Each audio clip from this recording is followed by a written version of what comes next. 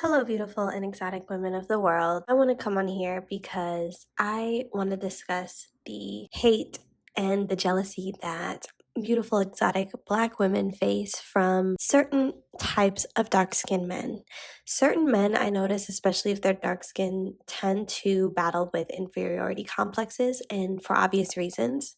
But I think that enough time has gone on that we have been given the tools and resources to pull ourselves up out of feeling inferior to the pedestal of whiteness and to put ourselves on our own pedestals. And I find that a lot of men who are self hating and who struggle with insecurities and harbor inferiority complexes tend to have a lot of static for exotical black women.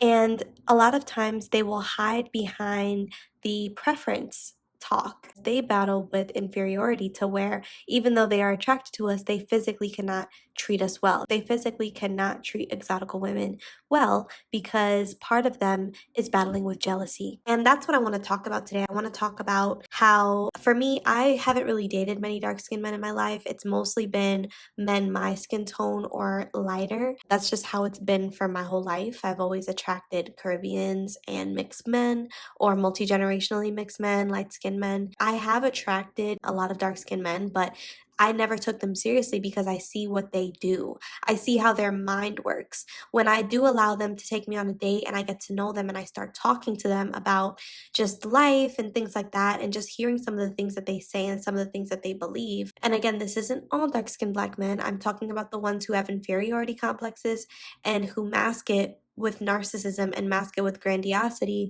and mask it with being arrogant. They tend to tell on themselves, and it's very obvious and evident to me that they have self-hating issues. I believe the reasons why my relationships with a lot of unambiguous dark-skinned men did not last or didn't work is because they wanted me to adopt a negative self-image and negative self-talk, and it wasn't working on me, and so we would always clash and butt heads and it would never work out. And usually what ends up happening is once we get into the relationship and once things start to progress, they begin to abuse me. They always ended up trying to devalue me, especially with my last ex who I was with, who was a dark-skinned black man who he had a lot of self-hating issues. And it wasn't until later on in the relationship that I realized that he was jealous of me, and there were many signs. So I noticed there would be times where we would go, to take a shower, and I would be washing my hair and he would kind of not look at me. Like he would try his hardest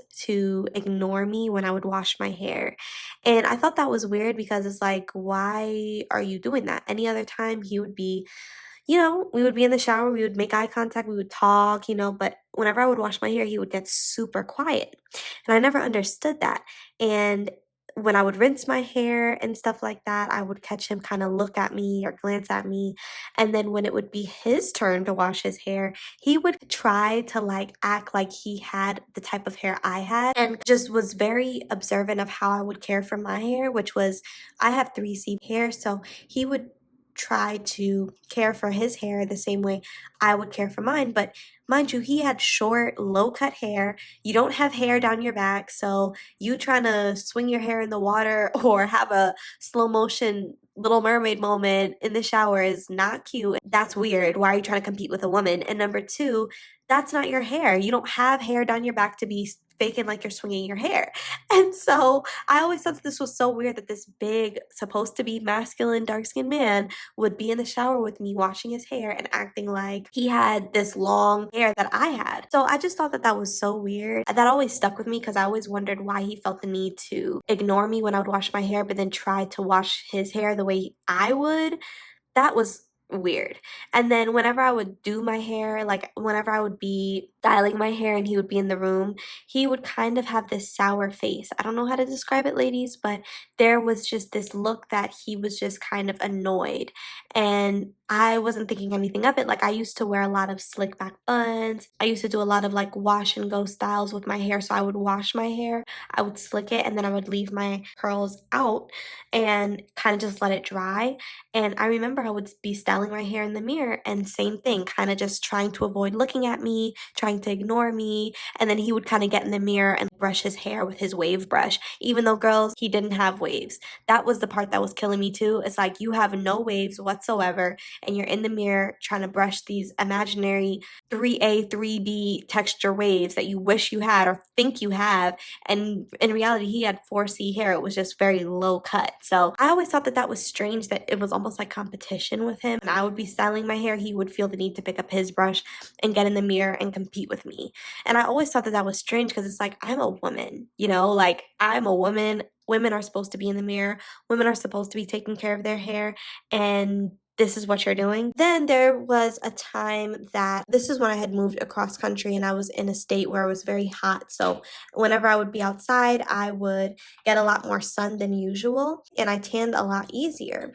And I remember he came to visit me, and I picked him up from the airport, and I was on my way to my apartment, and I remember him holding his arm up next to my arm, and he literally said to me, "Wow, you're getting dark. Look at your arm. Look at your arm compared to mine. You're getting dark." When I describe my skin tone, I always tell people I am Tatiana Ali's skin tone. So I'm brown skin, but I have a red undertone. If I were to describe him, I would probably describe him as Idris Elba's skin tone, maybe a little bit darker. And he was so excited that my skin was tan.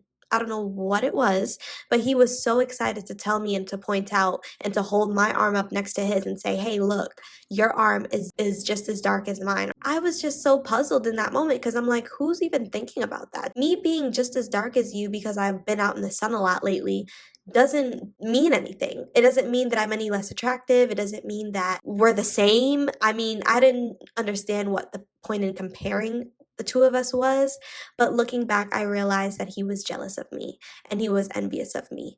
And ladies, this man also turned out to be one of my biggest abusers. He was physically abusive, emotionally abusive, psychologically abusive, and I went through a lot of heartache and pain in that relationship, and I survived it, but I definitely ignored the signs and I ignored the red flags because I was very young. It was a very toxic situation where I felt like I couldn't be without this person. And because he had messed with my self-esteem so much, because he battled with insecurities and he battled with inferiority complexes, I took on those inferiority complexes for a little bit when I was in that relationship. And it wasn't until I got away that I realized who I really was, that I realized that this was all projection, that him trying to compare our skin tones, him trying to compare his hair to mine and compete with me in the mirror, was all him projecting his insecurities onto me. He had an inferiority complex with his hair and his skin tone, but he felt the need to make me feel like I was less than, because the only thing that we had in common that was close to us being in common was the complexion. And that's the thing with a lot of these men who are self-hating. They tend to get with a lot of our light-skinned exotical sisters because they understand that they can erase themselves through them. But when they get with the browner and darker skin exoticals, it's really about competition. That's what I'm noticing. It's not about love. It's not about, any of that. It's about, he realizes that there's something similar about the two of you, but also something very different. So again, if you guys have similar complexions, but you may have a mixed phenotype or admixture, you may have keen features and your hair is a looser curl than his, he is going to hate you for it. And I'm telling you, ladies, that right now I have experienced this with multiple men, but with this one, it was very obvious. It was very evident. And he grew very violent and the relationship was very ugly. And I would just encourage you, ladies, to avoid these men like the plague. Avoid them. They are usually seeking out exoticals for their own personal gain. And it's mostly about how they can either gain proximity to you and to your mix, or how they can try to enforce their inferiority complexes and their negative feelings about their skin tone and about their hair and about their features onto you. This also reminds me of a time, I just remembered this, where he would complain a lot. Like, he used to whine and complain about a lot of things. He used to complain a lot about how he felt like he was a target, because he used to say, "I'm this dark-skinned man, I'm big, I'm tall, I'm dark-skinned, and I'm just a constant threat to the police, and they constantly are looking to hurt me." That's just to say that it was always a thing on his mind of like his skin tone was something working against him. He always used to emphasize, like, "I'm big and I'm dark skinned and the police always look at me as a threat. I'm big and I'm dark." And I don't know, ladies. These are just signs that I wish I would have picked up on sooner because it would have saved me from taking on insecurities that were never mine to begin with. And it's really crazy what happens when you get in relationships with narcissists and they kind of do that to you. They do that to your mind. They can really fuck with your mind and make you believe things that they wholeheartedly believe that you never believe, but because you are in a relationship with them and you are allowing yourself to be vulnerable to their beliefs and their ideas, and some of them are very strategic and wicked, and they do this purposely so that you take on those insecurities. So I would just encourage you, ladies, to leave at the first sign of a man who is self-hating, leave at the first sign of a man who is insecure, who is jealous of you, and who is competing with you. And this is a very taboo topic because people don't think that it's possible for men to be jealous of women when it comes to our looks. But let's be real, a lot of us have experienced this. So, ladies, let me know your thoughts if you've ever dealt with any types of self-hating men who have been jealous of you or envious of you, have competed with you. I have so many stories I can go on and on, but just kind of want to see what your thoughts are. I'll also be leaving my email in the description box below so you can share any stories you have there with me as well. Have a lovely day, ladies.